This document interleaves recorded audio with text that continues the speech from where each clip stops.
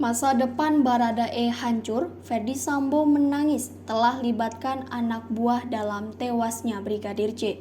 Tersangka kasus pembunuhan berencana Brigadir J, Ferdy Sambo menangis. Momen Ferdy Sambo menangis terjadi saat diperiksa oleh Komnas HAM. Dalam kesempatan itu, Ferdy Sambo juga mengaku menyesal telah melibatkan anak buahnya, Baradae. Diketahui Ferdy Sambo telah ditetapkan sebagai tersangka dalam kasus pembunuhan Brigadir J bersama Baradae, Brigadir RR, dan KM. Ferdy Sambo disebut sebagai dalang pembunuhan terhadap Brigadir J. Ia juga menyusun skenario adu tembak dalam kematian Brigadir J. Diperiksa Komnas HAM, Ferdy Sambo menangis.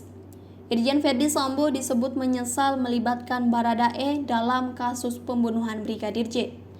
Ferdy Sambo disebut telah meminta maaf bahkan hingga menangis.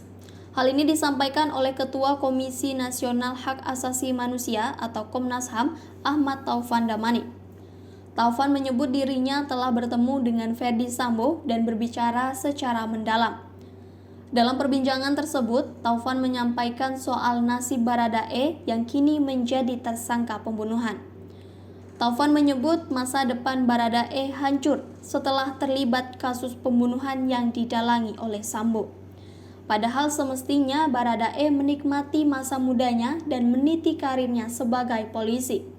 Ferdy Sambo pun kemudian mengakui kesalahan dan menyesali perbuatannya. Ia juga meminta maaf kepada Baradae. Itu diakui oleh saudara FS. Dia bilang, "Saya menyesal, saya minta maaf. Saya bilang, kamu harus bertanggung jawab terhadap Richard atau Baradae ini," kata Taufan pada Selasa 16 Agustus 2022 dikutip dari Tribun News dari Kompas TV. Taufan lalu kembali menyalahkan Sambo atas hal tersebut. Ferdy Sambo pun mengakuinya hingga menangis. Mahfud MD ungkap drama melankolis Ferdy Sambo. Skenario pembunuhan Brigadir J ternyata dibumbui drama melankolis agar banyak orang yang percaya.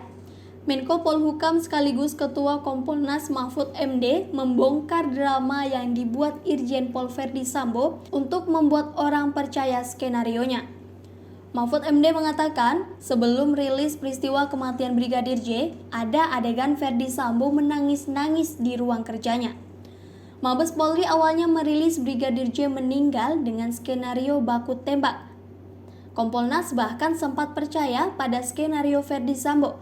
Paling tidak Benny Mamoto, Ketua Harian Kompolnas, memang dibohongi ada skenario drama melankolis, ungkap Mahfud MD pada program Indonesia Lawyers Club Senin 15 Agustus 2022.